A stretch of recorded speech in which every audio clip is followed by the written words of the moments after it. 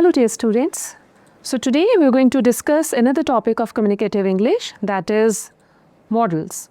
So somewhere you may listen this thing that we are pronouncing it as modals, but it should not be pronounced like that way. It is like modals. So what are these? Modals are called modal auxiliaries, modal verbs, or modal auxiliary verbs. They are the helping verbs sort of. They are different from normal verbs and give extra information about the main verb. We shouldn't consider them as the actual verb. These are certain modal verbs which we generally use in a day-to-day English: can, could, need, may, might, must, shall, would, will, would, ought to. So what are the rules of using these modals? Modals generally don't change their form, like we can't add s, ed or ing. Why we are mentioning over here? Because though we are calling them as modal verbs, but they are not the actual verbs.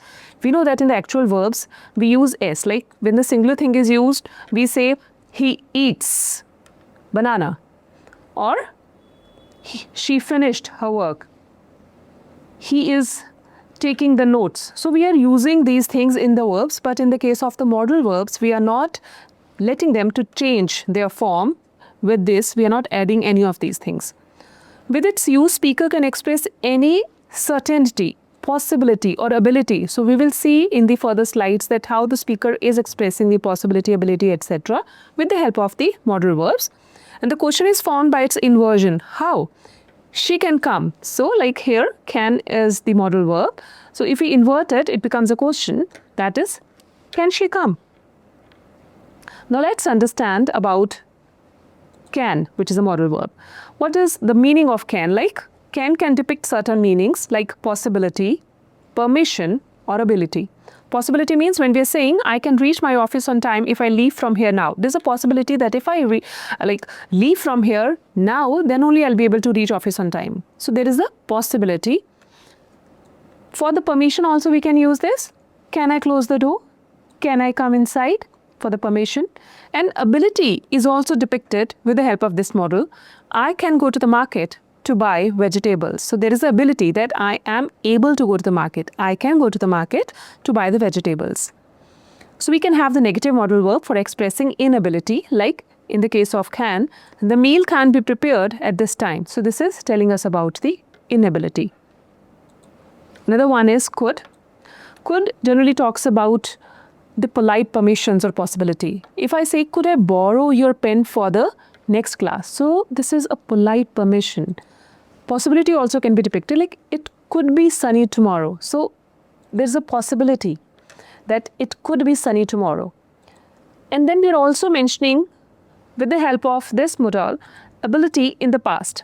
When I was younger, I could do gymnastics very well. So this is the ability which I'm talking about I had in the past, which I am depicting here with this modal could. Making request, could you please read it again for me? So here also we are using could. So could can be used in permissions, possibilities, ability and making requests. How to use need? So we shouldn't get confused. Sometimes need is also used as the main verb. He needs to do this. He needed that thing. So then we are using it as the form of verb, s, ed, we are applying. So here we are talking about the modal. So we are not going to do that. To denote necessity or obligations, specifically only in questions. Like, need she wait any longer? Need he finish this assignment today? And if we are talking about the normal sentence, then we are using it in the negative way. Like, he need not to go there. Another one is may. May generally talks about the probability, possibility or permission. I may reach office late. May I ask few questions, please? So then we are using may. Might. Might is used when we are talking about the possibility, maybe in present or future. Like here with an example, Mrs. Mittal might be the head of the department from next year. So this is a possibility which can happen in future. Or when you say, might I suggest an idea? This is talking about a polite permission. Then we used must. Now must, this particular modal is showing us some strong obligations or strong things. Let's see. It is talking about logical conclusion or certainty. When I say she must be very tired, she has been traveling all day long. So that is a logical conclusion for which I'm using must. That certainly she's going to be tired because she has been traveling all day long. She must be very tired.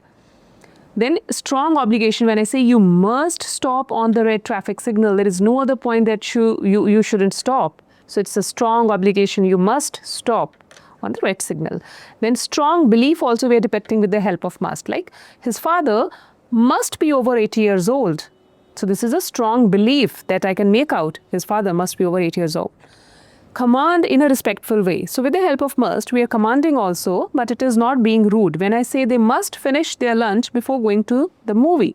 So it is a command, but it is not being rude. In a respectful way, one can say with the help of this modal. Shall. So whenever we are talking about any sort of the questions, we can use shall for framing polite request, for asking, suggesting, offering help, etc. Shall I pick you up from the college? So this is a polite request. Shall I go now, or there is some other work for me to do? This is for asking. When I'm talking about suggestions, shall I confirm the meeting at 5 p.m.? So this is a suggestion which I'm offering. When I'm offering help, shall I help you in your assignment? So this is offering help with the help of modal shall. Your order shall be delivered by today evening. This is a promise which I'm depicting with the help of shall. Now if we talk about should is basically being used for giving advice and suggestions. If I say you should try visiting this resort, its hospitality is amazing. So I'm advising here, that's why I'm using this modal should.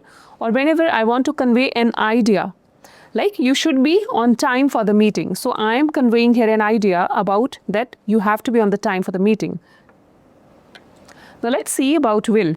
So when we're using will, we are expressing certainty for the future or past, for promising, for reassuring, for making semi-formal request, or expressing the habitual behavior. Like examples you see. Don't worry for her, she'll have left for her friend's house. So this is expressing certainty. If you study nicely, I will buy you a new bicycle. So this is a promise which we are depicting with the help of will. Will you please hold this bag for me? This is a very semi-formal type of request.